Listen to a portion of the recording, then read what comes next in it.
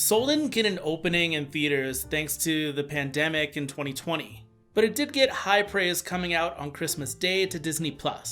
We'll never know what kind of box office hit Soul could have been, but with 23 mostly great films under their belts, Pixar was poised to have a good run.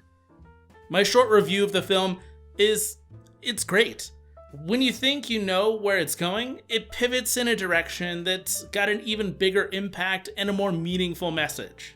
Pete Docter's fourth outing as a director takes on a big question. What's the meaning of life?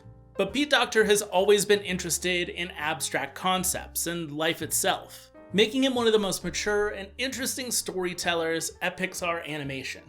My name's Josh Taylor, this is 1901, and today I want to talk about Pete Docter, his film Soul, and how he tackles abstract concepts and answers big questions.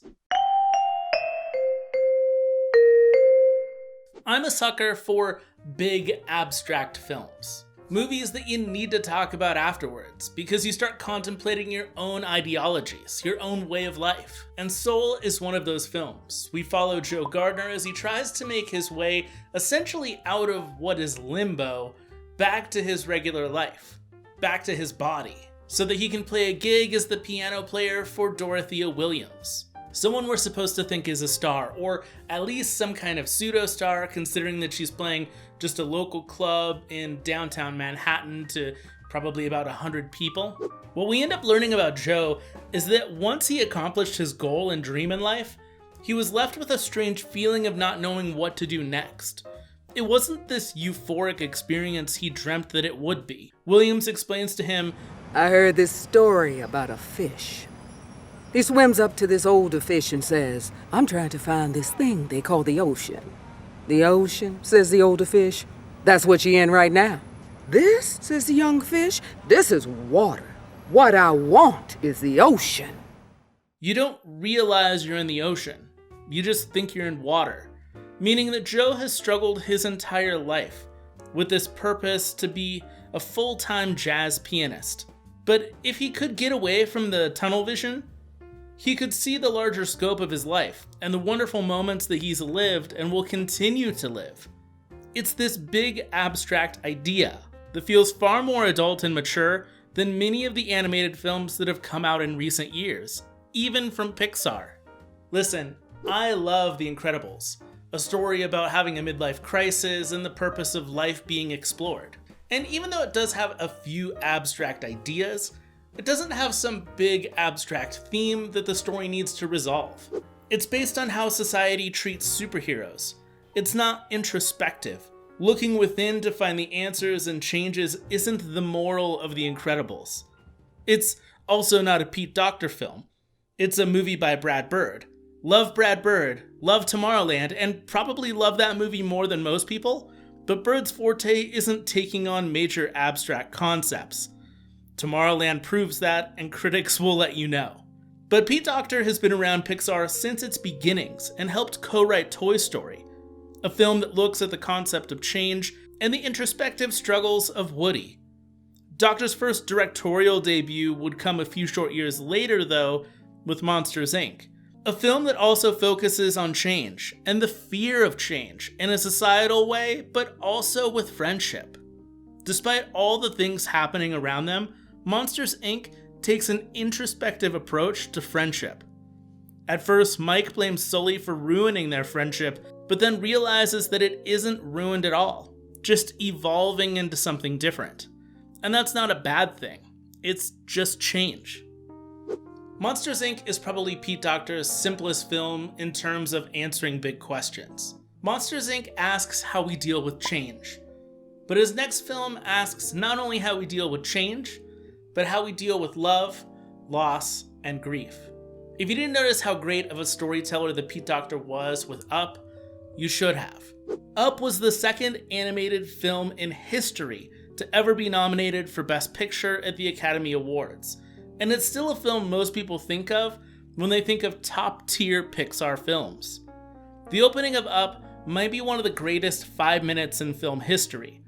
Without dialogue, for a majority of the sequence, we understand the joy of love, the hardships of life, the sadness of loss, and the difficulty of grieving. Those few moments help us understand Carl Fredricksen and where he is now in his later life.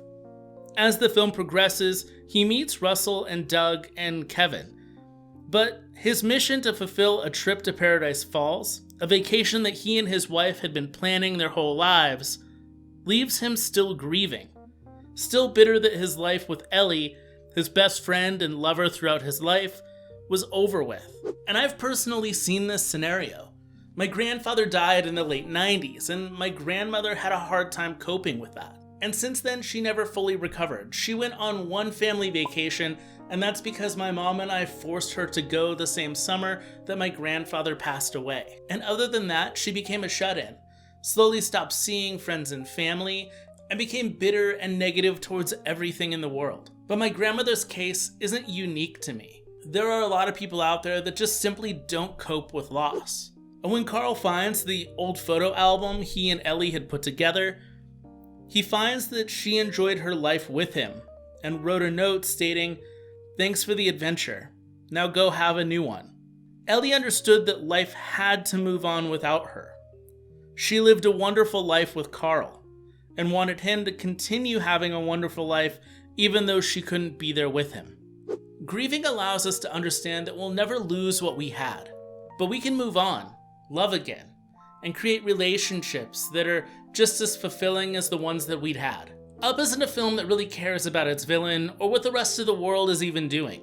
It's about Carl's inner struggle to free himself from the bitterness that he has so that he can be happy and love again and care for the people that are around him. It's a personal story that's set in a world that feels familiar and tangible, about difficult feelings that are hard to conceptualize unless you've been there and felt them yourself. And while these themes of intangible concepts aren't uncommon in films, Pete Docter took a huge leap forward in his next project. Inside Out is a story about emotions, how they work, and why we need them. People joked that Pixar made stories that made us all emotional, but then they opted to make a story about those emotions. That's just Pete Docter's MO, and he did so in a setting that nobody can see, the inside of our minds. Focusing on what makes us who we are, nearly the entire runtime of Inside Out takes place in a setting that couldn't be researched on a vacation trip, with characters that couldn't be studied like how Disney studied the movements of lions for The Lion King. Inside Out not only explores our emotions and how they work, but teaches us how to understand them as they develop, and showcases how our personalities can evolve over time. It's done so in such an easy to understand, concrete way that you should walk away from this film thinking about your own personality, how it would look in comparison, and how you've changed and grown over time. Even still, it isn't just about how Riley grows and changes, but how Joy, the emotion that believes that she's the best, sees the need for other emotions and changes as well. We need sadness and anger and fear and disgust. All these emotions protect us, they help us cope, and develop us into who we are.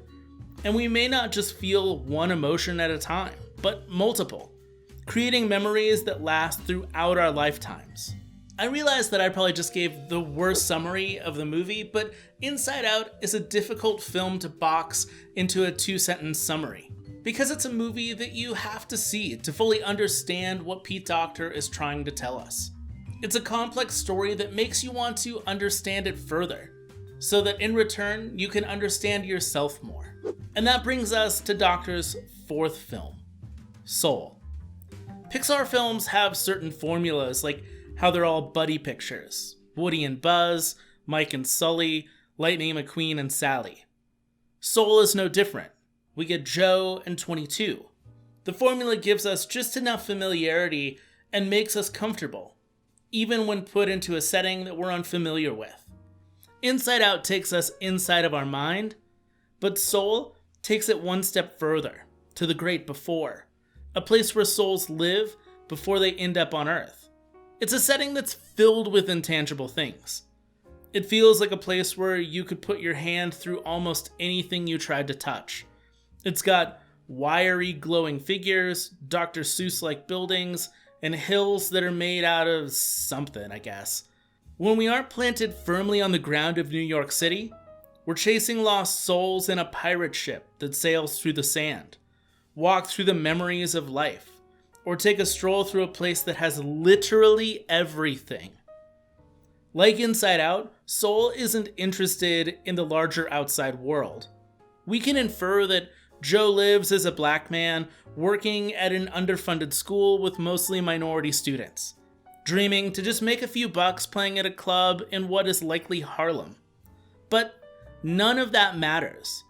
What matters is the discovery that Joe makes within himself. Not only is Pete Docter trying to convey a message that life is meaningful no matter what you do with it, but he tries to further the message from inside out by giving us a better understanding of who we are, what makes us us, and why that matters. None of Pete Docter's films are perfect, and they may not emotionally impact you in the same way that they do for others.